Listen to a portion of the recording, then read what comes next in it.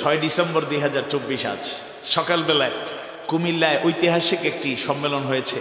তো ডাক্তার শফিকুর রহমান সাহেব হাফিজাহুল্লাহ তাআলা তিনি ছিলেন।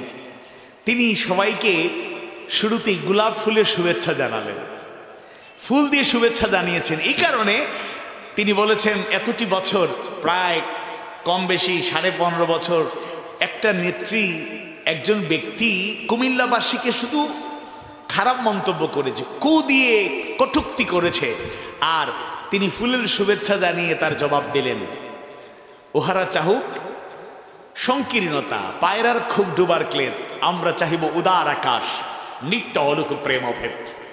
ওরা কাদা ছুঁড়ে বাধা দেবে, ভাবে ওদের অস্ত্র নিন্দাবাদ, আমরা ফুল ছুঁড়ে মারিব ওদের, বলিব আল্লাহ জিন্দাবাদ।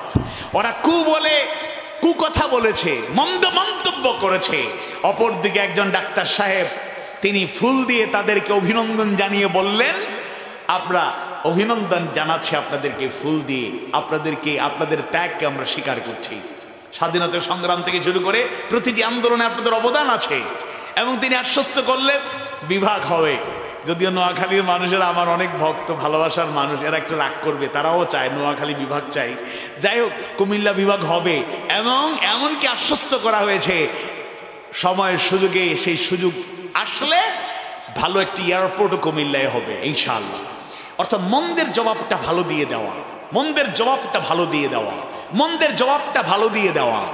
তাহলে যারা দুর্নীতিগ্রস্ত ছিল, লুটপাট করেছে, জনগণের সম্পদ এরা হরণ করেছে, দখল করেছে, অপদখল করেছে, জোর জবরদস্তি চালিয়েছে, জুলুম করেছে, আর ইসলামের পথের পথিক যারা সমাজের নেতৃত্ব দেবে, এরা অন্যের সম্পদ ভোগ করা দূরের কথা, সমাজের কল্যাণ করতে করতে ওদের পকেটের টাকা শুধু কমতেই থাকবে। অনেকে আছে খবর নিলে দেখবেন দায়িত্ব পালন করতে গিয়ে সরকার থেকে যা বরাদ্দ হয় এগুলো দিয়ে পোষায় না।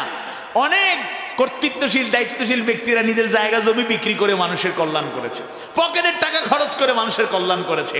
আর ইসলামী সমাজ ব্যবস্থার একটা সৌন্দর্য হলো, আপনারা গিয়া সবসময় বলবেন আমার এই সমস্যা সমাধান করে দিন না। ইসলামী সমাজের নেতৃস্থানীয় লোকদের বৈশিষ্ট্য হলো তারা মাঝে মধ্যে হয়তো জানবেন, আপনি চলে আসবেন, অধিকাংশ উল্লেখযোগ্য ক্ষেত্রে ওনাদের দায়িত্বপ্রাপ্ত লোকেরাই আপনার ঘরে গিয়ে পৌঁছে বলবে আপনার কি সমস্যা বলুন। ঘরে ঘরে গিয়ে সমস্যা সমাধান দিয়ে আসার সিস্টেম এটা ইসলামী সমাজে আছে, পৃথিবীর আর কোথাও নাই। অমর ক্ষুধা নিবারণের জন্য একটা পরিবারে খাবারের সংকট, নিজ কাঁধে বস্তা বহন করে খাবার পৌঁছে দিলেন। কর্মচারী জিজ্ঞেস করলো, ইয়া আমিরুল মুমিনিন, আপনি অর্ধেক পৃথিবীর রাষ্ট্র নয়, খলিফাতুল মুসলিমিন, আপনি এই বস্তা কাঁধে নেবেন কেন? আমরা তো কর্মচারী, আমরা দায়িত্বই আমাদের এগুলো করা। তিনি বললেন, না, আমার অধীনে একটা পরিবার না খেয়ে আছে, আমি আল্লাহর কাছে কি জবাব দিব? আমাকে কিছু কষ্ট করতে দাও। সুবহানাল্লাহ। সে ওমর বলেছিলেন, ফোরাতের তীরে একটা কুকুর না খেয়েও মারা গেলে আমাকে একদিন আল্লাহর কাছে জবাবদিহিতা করতে হবে। এটাই হলো ইসলামিক সমাজের কনসেপ্ট, এটাই হলো ইসলামিক সোসাইটি, এটাই হলো ইসলামিক স্টেট, ইসলামী রাষ্ট্র।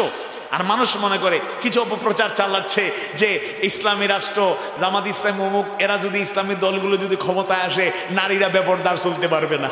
নারীদেরকে ভয় দেখাচ্ছে, মানে ভোটারদেরকে দূরে সরাচ্ছে, বিভিন্ন আতঙ্ক দেখাচ্ছে, টেলিভিশন বন্ধ হবে, এই হবে, সেই হবে। ইসলাম অবশ্যই জোর জবরদস্তি দেখিয়ে কারো উপর জবরদখল করে ক্ষমতা চাপিয়ে দেবে না। তবে ইসলামী সমাজের, ইসলামী রাষ্ট্রের অন্তত এত সৌন্দর্য আছে, মানুষের সামনে উপকারিতা অপকারিতা ভালো মন্দ এমনভাবে তুলে ধরা হবে, মানুষের বিবেক তখন জাগ্রত হয়ে সে সৌন্দর্যটাকেই বেছে নেবে, বিউটিনেসটাকে গ্রহণ করবে। কখনোই কেউ মন্দ খারাপ অসুন্দর কিছু গ্রহণ করবে না ইনশাআল্লাহ।